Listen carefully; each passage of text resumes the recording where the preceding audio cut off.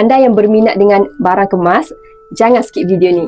Sebenarnya kat Public Gold pun boleh beli barang kemas seperti cincin, rantai, gelang dan banyak lagi.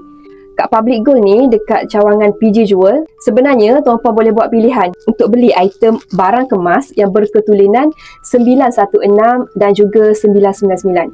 Jika dah ada Economas Gap, sebenarnya tuan-puan boleh semak lokasi PJ Jewels dari Economas Gap Public Gold.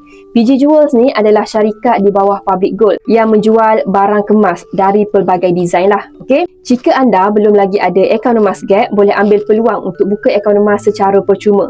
Dah ada Economas, anda boleh survey dulu item emas yang berkenan sebelum buat pembelian dan juga semak lokasi PJ Jewel yang berdekatan dengan anda berada. Jika berada sekitar KL, jemput datang dekat Sales Gallery di Menara Public Gold, Jalan Tun Razak.